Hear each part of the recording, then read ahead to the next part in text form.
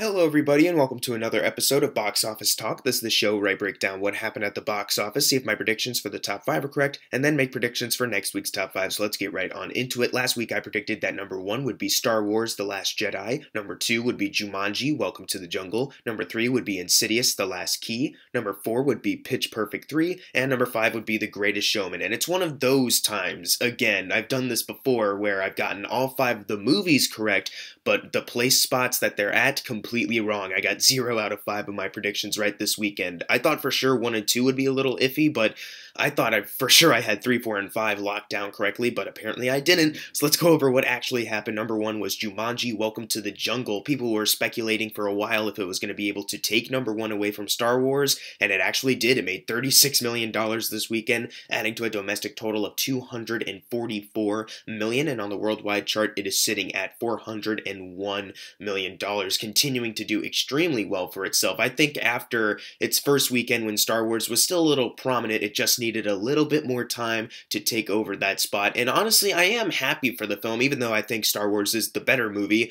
I am still happy that this movie is doing fairly well for itself. At least it's not another Sony bomb, you know? And this movie is actually a decent film, so it doesn't really deserve to bomb at all. I am a little worried, though, that maybe Sony might get dollar signs and make like a whole cinematic universe off of Jumanji. Hopefully they don't, because this film's kind of perfectly fine on its own, but we'll see. My biggest shock, though, was that seeing that number 2 wasn't, in fact, Star Wars: The Last Jedi. Number 2 was actually Insidious: The Last Key, making $29 million this weekend for an opening. Now, this isn't the highest opening weekend for an Insidious film, but it did beat out Insidious 1 and 3. The second one has a larger opening of $40 million, but this one is the second highest opening for an Insidious film, which I was very shocked by, because after seeing the third film kind of open with like 22 million, something around that, I thought for sure that this movie would kind of open around those numbers, maybe a little lower, and it actually did a little bit better. And of course, this is almost tripling its $10 million budget, so obviously it's doing very well for Blumhouse,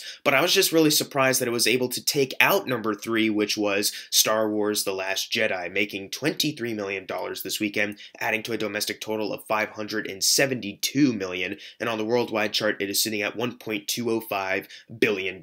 Now, if you want to know just as far as like first official weekends of January, The Force Awakens was still able to beat out The Forest. Rogue One only lost to Hidden Figures, but that's only one film.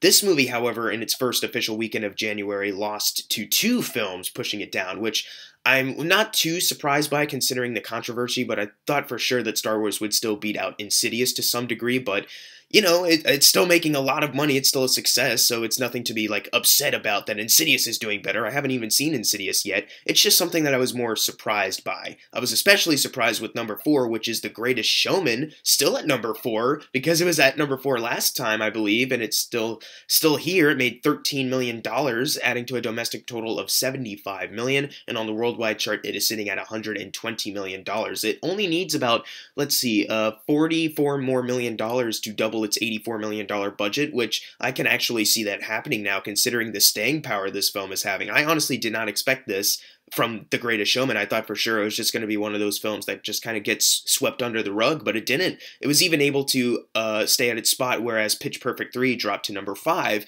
Now, Pitch Perfect 3 is still doing well, making $10 million, which adds to a domestic total of $85 million, and on the worldwide chart, it is sitting at $140 million, so that's $50 million more than the doubling point of its budget. So that movie's still doing pretty well, but I thought for sure maybe Pitch Perfect 3 would have more staying power than The Greatest Showman did, considering Pitch Perfect just has more of a fan base, but apparently there's something to that Hugh Jackman movie that people really want to see. Number 6 is Ferdinand, making $7.7 million, adding to a domestic total of $70 million, and on the worldwide chart, it is sitting at $152 million. It needs about $70 million more to get to the doubling point of its budget of $222 million.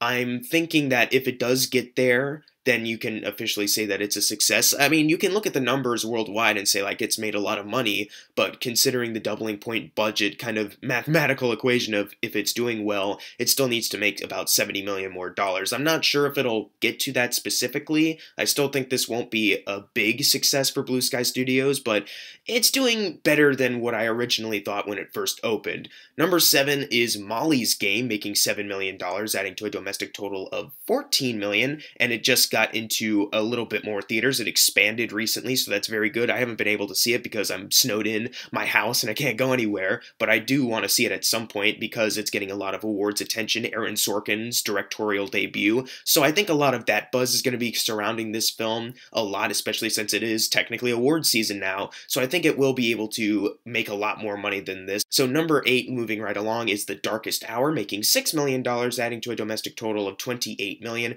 and on the worldwide chart it is sitting at $35 million. This is $5 million more than its $30 million budget. It's not the doubling point of $60 million, but kind of similar to what I said about Molly's Game. Award season could bump that up. Moving right along to number 9 is Coco, making $5 million, adding to a domestic total of $192 million, and on the worldwide chart it is sitting at $589 million. And this is the last time I think that Coco is going to be in the top 10, so I bid it farewell. It was a very good, wonderful animated film. I hope we get more like it in the future. Closing out this top 10 though is All the Money in the World, making $3 million, adding to a domestic total of $20 million, and on the worldwide chart it actually did bump up a little bit to $27 million. This isn't surpassing its $50 million budget or anything like that, but at least there are some people out there that are seeing it. At least this isn't a movie that's getting swept under the rug. At least it is a bit of a shame that it wasn't able to make its budget back, but it just comes in nature with these award kind of films. Now it's time for the fun part, the predictions for next week's top 5. I'm going to say that number 1 is Jumanji, Welcome to the Jungle. Number 2 is Paddington 2, although I wouldn't be surprised if this movie kind of edges Jumanji out a little bit, but we'll have to wait and see on that. Number 3, I think Insidious, The Last Key will be able to stick there, and then I think number 4 will be Star Wars The Last Jedi, and then number 5 I think will be The Commuter. Although The Post is expanding to more theaters, I'm not sure how many people will be going out to see that to get it into the top 5, but we'll have to just wait and see for next week. But if you got your predictions right for this week, you're going to get a shout out right now. Unless you didn't get it right, then I'm sorry, and as always, thank you guys for watching. Make sure to subscribe. I'm Jackson Fulcher. See you guys next time.